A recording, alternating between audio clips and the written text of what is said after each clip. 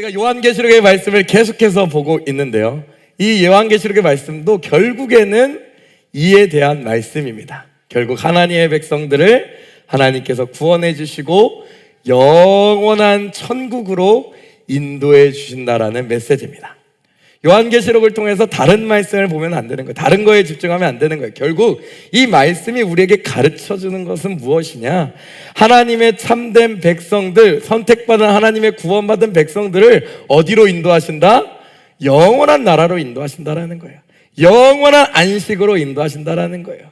그래서 이 땅 가운데 살아가는 우리에게는 이 땅 가운데 살아갈 때 눈물 짓는 일이 있고 근심과 걱정이 있는 일이 있을 때도 우리가 소망을 가지며 살아갈 수 있는 이유는 결국 그 마지막 날에 하나님께서 우리의 모든 눈물을 닦아주실 것이기 때문이다라는 거예요.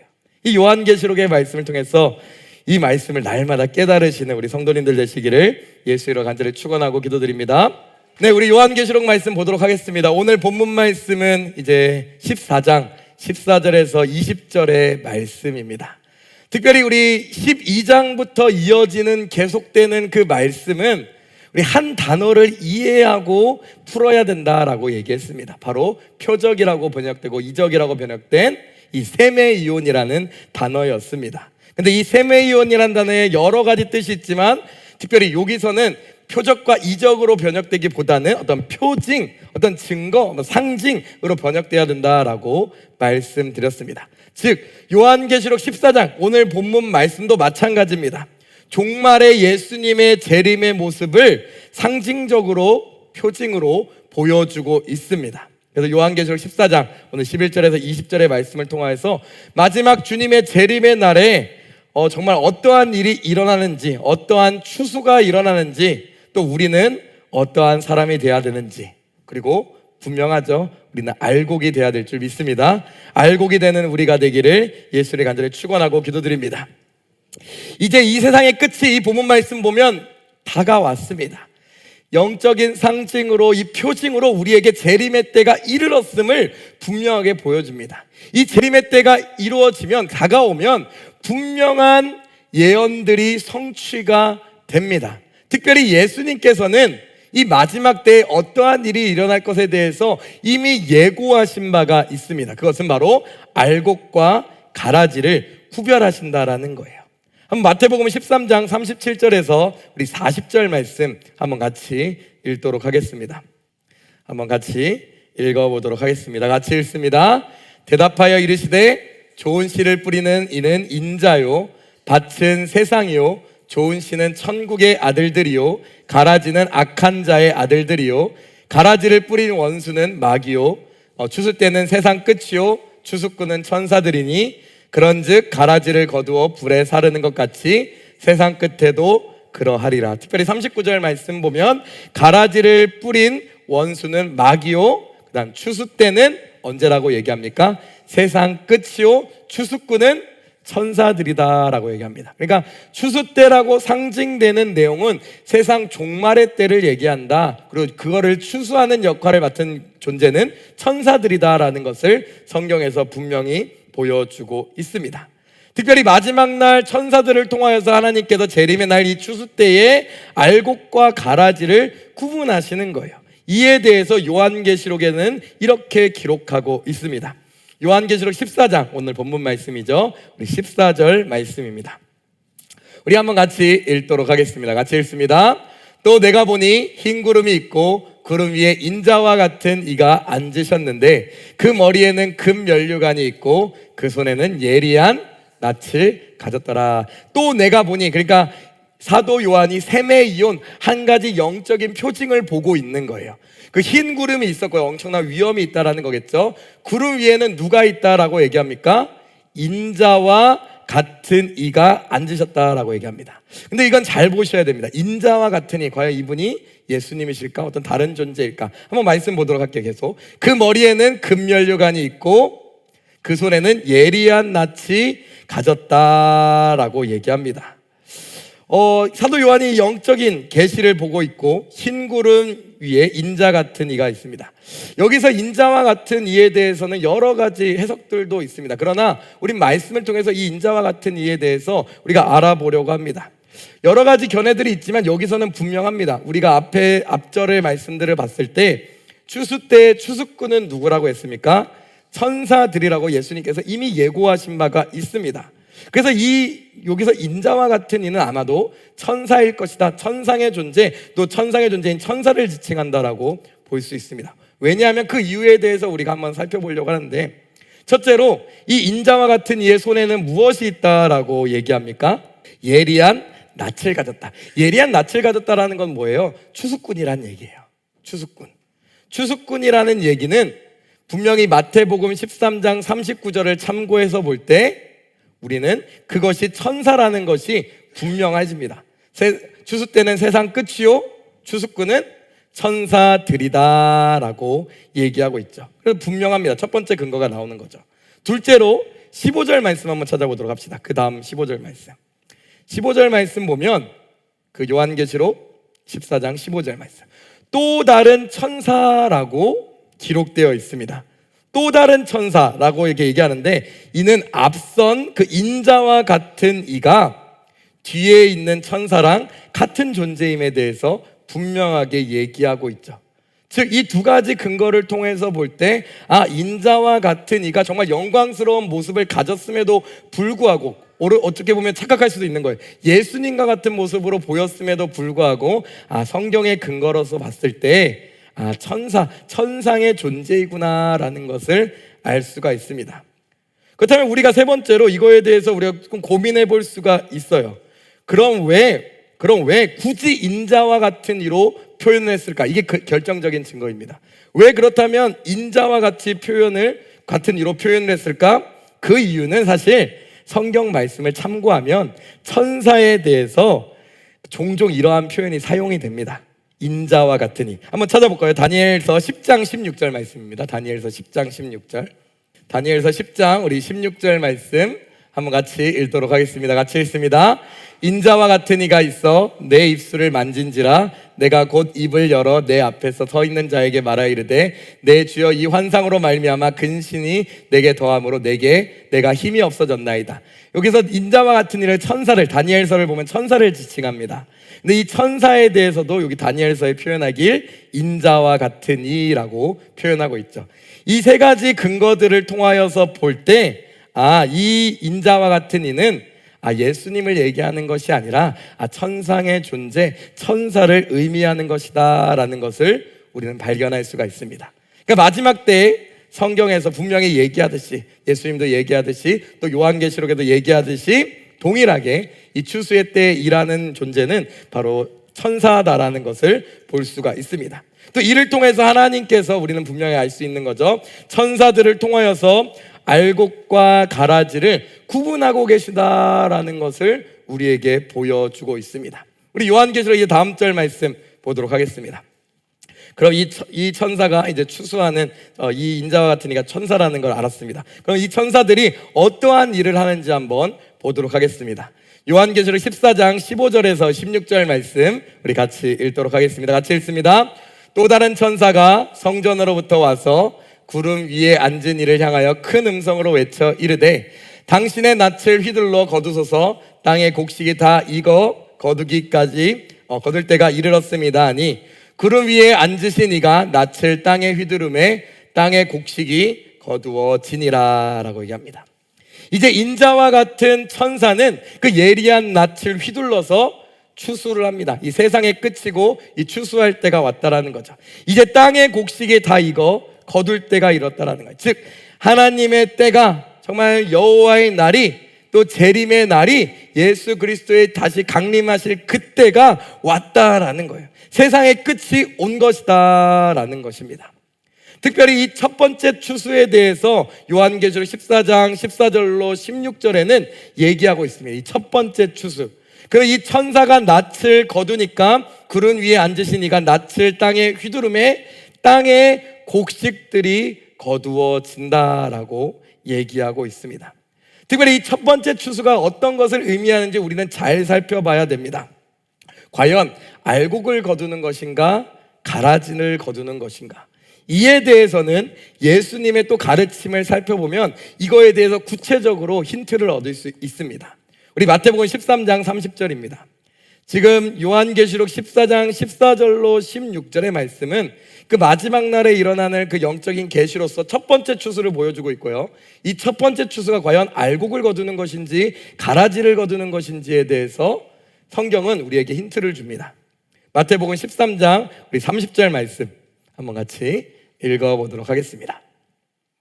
우리 한번 같이 읽습니다. 둘 다 추수 때까지 함께 자라게 두라. 추수 때에 내가 추수꾼들에게 말하기를 가라지는 먼저 거두어 불사르게 단으로 묶고 곡식은 모아 내 곡간에 넣어라. 예수님의 가르침을 통해서 볼 때 먼저 추수 때에 거두는 것은 무엇임을 볼 수가 있습니까? 가라지임을 볼 수가 있습니다. 여기서 첫 번째 추수가 지금 일어나고 있는데 이때도 땅에 곡식을 거둔다라고 표현했지 구체적으로는 명시는 안 돼 있지만 우린 말씀을 통해서 힌트를 얻을 수 있어요. 이것이 사실 가라지를 거두고 있는 예수님의 심판의 추수 때구나라는 것을 볼 수가 있습니다. 성경에서 추수 때의 추수의 순서는 먼저 가라지를 추수한다라고 얘기합니다. 즉 악인에 대한 심판이 먼저라는 것을 분명하게 얘기합니다. 그리고 그 다음 절 두 번째 추수에 대한 내용을 통해서도 그 의미가 그대로 연결이 됩니다. 요한계시록 14장 17절 18절 우리 오늘 본문 말씀이죠. 한번 같이 읽어보도록 하겠습니다. 한번 같이 읽습니다. 또 다른 천사가 하늘에 있는 성전에서 나오는데 역시 예리한 낫을 가졌더라. 또 불을 다스리는 다른 천사가 제단으로부터 나와 예리한 낫 가진 자를 향하여 큰 음성으로 불러 이르되 내 예리한 낫을 휘둘러 땅에 포도송이를 거두라. 그 포도가 익었느니라 하더라 라고 얘기합니다. 이제 두 번째 천사, 또 다른 천사가 하늘의 성전에서 나옵니다. 이 또한 역시 예리한 낫을 가졌다라고 하면서 추수꾼이라는 것을 분명하게 보여주는 거죠. 이 천사도 예리한 낫을 휘둘러서 이 추수에 동참하는 것을 볼 수가 있습니다. 앞에 첫 번째 추수에 대해서는 곡식이라고 표현되어 있는데 이번에는 포도송이로 비유되어서 표현되고 있습니다. 그래서 이제 천사가 추수한 포도를 큰 포도주 틀에 던지는 그 하나님의 심판을 얘기하고 있죠. 한번 계속해서 말씀 한번 읽어보도록 하겠습니다. 요한계시록 14장 19절로 20절입니다. 한번 같이 읽습니다. 시작. 천사가 낫을 땅에 휘둘러 땅에 포도를 거두어 하나님의 진노의 큰 포도주 틀에 던지매 성 밖에서 그 틀이 밟히니 틀에서 피가 나서 말굴레까지 닿았고 1600 스타디온에 퍼졌더라 라고 얘기합니다. 그러면서 이 두 번째 추수는 그 명확하게 그 의미에 대해서 알려줍니다.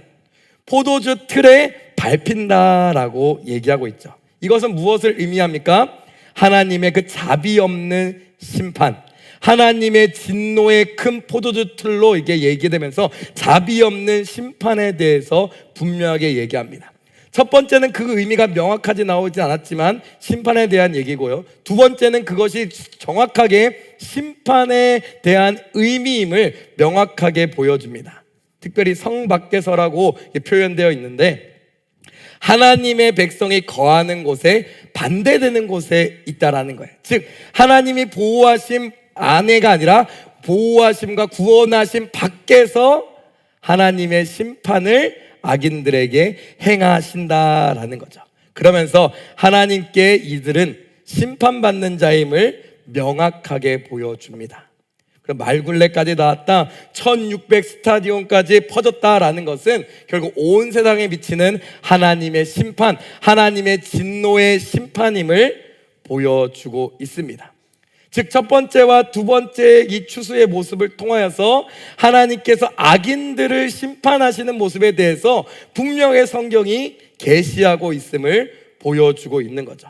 첫 번째로 곡식을 추수하는 심판, 두 번째로 포도송이를 추수하는 심판, 그 모두 영적인 계시로 결국 그 마지막 날에 악인에 대한 하나님의 철저한 심판에 대해서 얘기합니다. 그렇다면 하나님께서 왜 이 곡식과 포도송이를 통한 비유로서 이렇게 우리에게 계시하셨을까요? 그것은 과거의 선지자들을 통하여서 이미 말씀하시고 예고하신 바가 있기 때문입니다. 요엘서 3장 12절로 13절 말씀 한번 보도록 하겠습니다. 이 말씀을 읽으면 첫 번째 추수와 두 번째 추수 모두 악인에 대한 하나님의 심판임이 분명하다라는 사실을 말씀을 통해 알게 됩니다. 요엘서 3장 12절로 우리 13절 말씀 한번 같이 읽도록 하겠습니다. 같이 읽습니다. 민족들은 일어나서 여호사밧 골짜기로 올라올지어다. 내가 거기에 앉아서 사면의 민족들을 다 심판하리로다. 너희는 낯을 쓰라. 곡식이 익었도다. 와서 밟을지어다. 포도주 틀이 가득히 차고 포도주 독에 넘치니 그들의 악이 큼이라. 12절 말씀 보도록 할게요. 하나님이 모든 민족을 심판하시겠다. 여호와의 날에 모든 민족을 심판하시겠다라고 예언하시는 요엘 선지자의 예언입니다. 사면의 민족들을 심판하겠다라고 표현합니다. 그 다음에 13절 말씀, 너희는 낯을 쓰라 하면서 거두라는 얘기죠. 추수하라는 얘기죠. 곡식이 익었다 그래 거두라는 얘기입니다. 와서 그리고 뭐하여라? 밟을지어다라는 거예요. 그러면서 포도주 틀이 가득 찼고 포도주 독이 넘치니 그들의 악이 큼이다라고 얘기하는 거죠. 이를 통하여서 우린 요한계시록의 말씀, 이 추수 때에 하나님께서 악인들을 심판하시는 모습이 곡식을 거두는 모습과 또 포도를 거두는 모습을 통해서 또 그 포도를 거두어 그 커다란 진노, 하나님의 진노의 틀에 거두어 밟는 모습을 통하여서 결국 첫 번째 추수와 두 번째 추수로 보여지는 이 14장 오늘 본문 말씀이 결국 하나님의 악인에 대한 철저한 심판과 하나님의 철저한 진노의 포도주 투림을 우리에게 보여주고 있는 것입니다. 결국 이 오늘 본문 말씀 우리에게 분명하게 보여주고 있습니다. 마지막 날에 악인들을 하나님께서 뭐 하신다? 철저하게 심판하신다라는 거예요. 예수님께서도 마태복음 13장의 말씀을 통해서 예언하셨듯이 가라지를 먼저 거두어 불사르고 알곡은 모아 곡간에 드린다라는 것과도 통일하게 일치하는 것을 볼 수가 있는 거죠. 그래서 이 마지막 때 하나님의 악인들을 향한 철저한 심판에 대해서 이 말씀, 상징적인 계시의 말씀을 통해서 우리에게 보여줍니다. 근데 우리는 여기서 분명히 깨달아야 하는 것이 있어요. 우리가 이 악인들의 심판을 보면서, 철저한 하나님의 심판을 보면서 우리가 반대로 생각해야 되는 것이 있습니다. 하나님께서 악인과 의인을 분명하게 구별하여서 심판하신다라는 거예요. 악인들은 어떻게? 하나님의 철저한 심판. 반대로 의인들은 어떻게 됩니까? 자연스럽게 하나님의 철저한 보호하심과 구원 가운데 있다라는 거예요. 악인의 심판에 대해서 정말로 분명하면 분명해질수록 반대인 것이 또 분명해지는 거죠. 악인에 대한 분명한 심판은 의인에 대한 확실한 구원을 우리에게 보여주는 줄 믿습니다.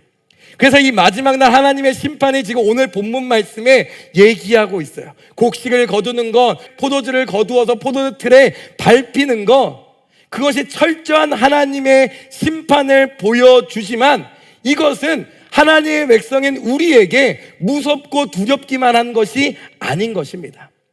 이 심판에 대해서 바라보실 때 우리는 하나님의 성품을 바라봐야 되는 거예요. 하나님의 성품이 어떤 것입니까? 하나님의 거룩한 정의로우심과 공의로우심이에요. 이 마지막 심판의 날은 어떠한 날입니까? 세상 가운데 하나님의 공의로우심과 정의로우심이 분명하게 세워지는 날인 줄 믿습니다. 오늘 또 말씀 찾아보도록 하겠습니다. 로마서 우리 2장 5절에서 6절 말씀입니다. 다만 내 고집과 회개하지 아니한 마음을 따라 진노의 날 곧 하나님의 의로우심이 심판이 나타나는 그날에 임할 진노를 내게 쌓는도다. 하나님께서 각 사람의 그 행한 대로 보응하시되, 사도 바울도 얘기한 바 있죠. 지적한 바 있죠. 다만 내 고집과 회개하지 아니한 마음을 따라 진노의 날이, 그 심판의 날이 다가올 것인데, 이 심판의 날, 진노의 날은 어떤 날이냐? 하나님의 그 공의로우시고 의로우신 심판이 나타나는 그 날이다라고 얘기합니다. 반대로 우리가 하나님의 그 공의로우심과 심판의 날이 다가오기 전에 우리가 어떻게 해야 된다라는 거예요? 하나님 앞에 거룩하고 점도 없고 흠도 없이 살아가야 된다는 거예요. 그 마지막 날을 준비하는 자가 되어야 될 줄 믿습니다. 정말 그 마지막 날에는 그 악인과 그 의인이, 하나님의 백성과 하나님의 백성 아닌 자들이 명확하게 구분이 될 것이고, 또 그 마지막 날에는 결국엔 하나님의 심판이 악인들에게, 하나님의 공의와 정의로우심이 악인들에게 분명하게 드러날 것입니다. 그럼 우리는 그때, 분명하게 드러날 그때에 우리가 어떠한 사람이 돼야 되냐? 바로 우리가 알곡이 돼야 될 줄 믿습니다. 하나님의 그 진노의 심판에 동참하는 자가 아니라 구별받아 구원함 받아 하나님의 보호하심 아래에 있는 정말 하나님의 참 하나님의 백성이 되어야 될 줄 믿습니다.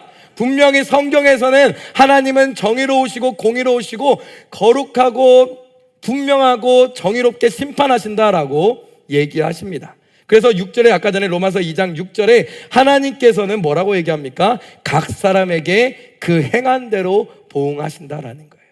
하나님은 분명하게 얘기합니다. 각 사람에게 그 행한 대로 보응하신다라는 거예요. 마지막 날에는 정말 우리가 알곡의 자리에 양과 염소로 비유되면 그 양의 자리에 서야 될 줄 믿습니다. 정말 이것을 바라보는 거예요. 그래서 우리가 양의 자리에 서고 정말 알곡의 자리에 날마다 세워지고 쓰고 인내하며 그 믿음을 지킬 때 마지막 날 하나님께서 오실 그날에 우리의 모든 아픔과 눈물을 닦아주실 줄 믿습니다. 이러한 하나님의 공의로우심과 이 정의로우심, 마지막 날에 정말 악인과 의인을 나누시며 공의롭게 심판하시는 그 하나님의 모습은 결국 우리에게 무엇을 주냐? 하나님의 백성된 성도들에게 무엇을 주냐? 다른 것이 아니에요. 소망을 주는 거예요. 악인은 이 얘기를 들으면, 이 악인이 심판받는다라는 얘기를 들으면 반발감밖에 없습니다. 그 화가 납니다. 근데 의인은, 하나님의 백성들이 이 얘기를 들으면 하나님 마지막 날에 철저한 심판으로 악인과 의인을 구별하시고 악인은 영원한 심판으로, 의인은 영원한 구원으로 인도하신다라는 이 얘기를 들을 때 우리 성도된 우리들에게, 믿음을 지켜 순종하는 우리들에게 소망을 주는 줄 믿습니다. 이 하나님의 놀라운 심판이 우리에겐 소망인 거예요.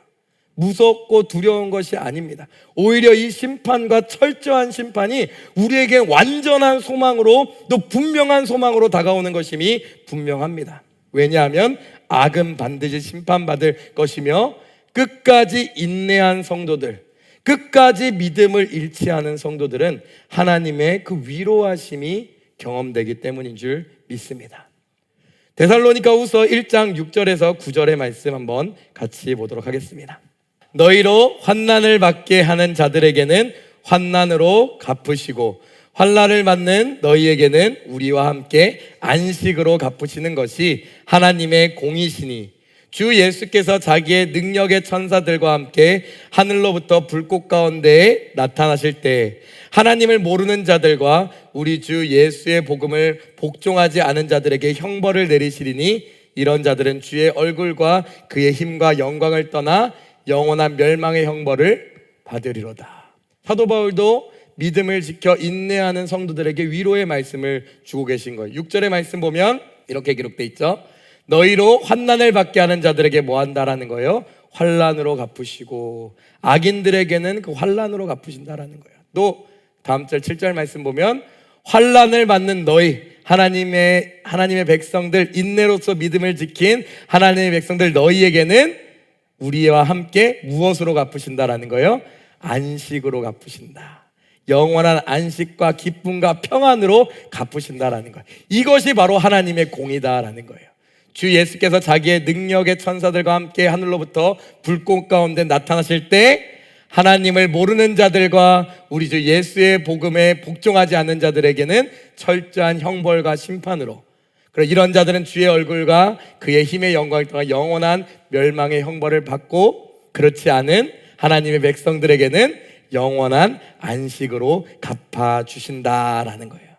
그렇기 때문에 이 마지막 날에 대한 하나님의 심판의 계시의 말씀, 이 영적인 상징, 이 셈의 이론, 이 표적의 말씀은 우리에게 소망을 주는 말씀인 줄 믿습니다.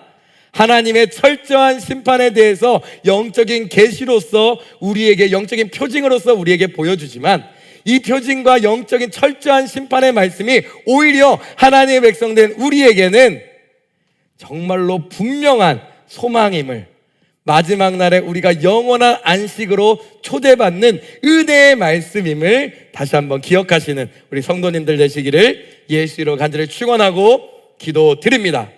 그렇기에 종말의 때를 살아가는 성도들의 삶은 분명해야 됩니다. 거룩한 성도로서 구별되게 살아야 될 줄 믿습니다.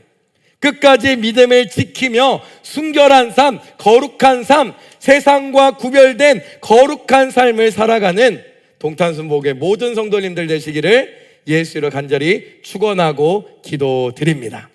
오늘 말씀 요약하며 우리 결론 내리도록 하겠습니다.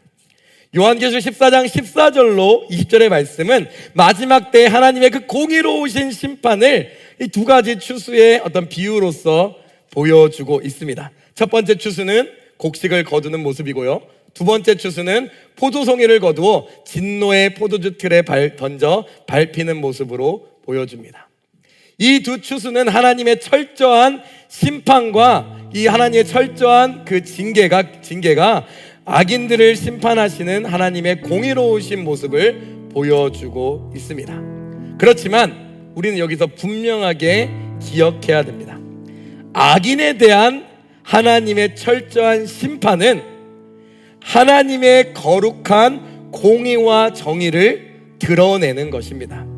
그렇기에 하나님의 심판은 성도들에게 두려움이 아닌 소망이 되는 것입니다.